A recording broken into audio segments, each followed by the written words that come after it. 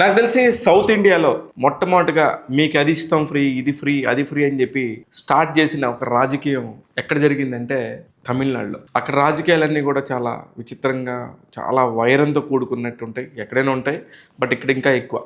కాకపోతే ఇవాళ వీటన్నిటికీ ఒక ముగింపు చెప్పినట్టుగా అనిపించింది. చాలా రాజకీయ పార్టీలకి ముగింపులాగా ఒక స్టేట్మెంట్ అనిపించింది నాకు. ఆ స్టేట్మెంట్ ఏంటంటే, హీరో విజయ్ గారు తన పార్టీ ఏదైతే ఉండిందో ఆ పార్టీనే మెయిన్ పార్టీ, దానికి ఆపోజిట్గా ఉన్న పార్టీ ఓన్లీ ఒకే ఒక పార్టీ, అది డిఎంకే మాత్రమే.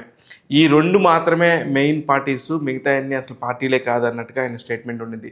అయితే అన్నా డిఎంకే కానీ, బీజేపీ కానీ, ఇంకా కొన్ని కొన్ని పార్టీస్ అక్కడ చాలా లోకల్లో ఉన్న పార్టీస్ కానీ అసలు ఎందుకు పనికిరావు అన్నట్టుగా ఆయన స్టేట్మెంట్ ఉండింది.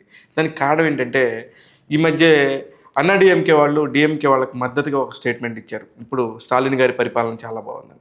దానికి రివర్స్లోనే ఇతను వచ్చి, అసలు వీళ్ళందరూ కూడా పార్టీలకు సంబంధించిన వాళ్ళు కాదు, మేము మాత్రమే ఉన్నాం పోటీలో, ప్రధాన ప్రతిపక్షంగా కానీ, ప్రధాన పార్టీగా కానీ, ప్రధానంగా గెలిచేది కానీ మేమే అన్నట్టుగా, అంత గట్టి పోటీ ఇస్తుంది నేనే అన్నట్టుగా ఆయన చెప్పడం నిజంగా ఒక సంచలనమైన వార్తే. కారణం ఏంటంటే, ఆ రాజకీయాలు ఎప్పుడు కూడా చాలా హడావుడిగా, గందరగోళంగా ఉంటాయి. చాలామంది హీరోలు గతంలో కూడా తమిళనాడు రాజకీయంలో వద్దామని చెప్పేసి మనందరికీ తెలుసు. రజనీకాంత్ గారు 2 సార్లు పార్టీ అనౌన్స్ చేసి పెద్ద ఎత్తున ఈ గొడవలు, ఈ పొలిటీషియన్స్తోని మన వల్ల కాదని చెప్పి ప్రశాంతంగా సెలవు తీసుకున్నాడు.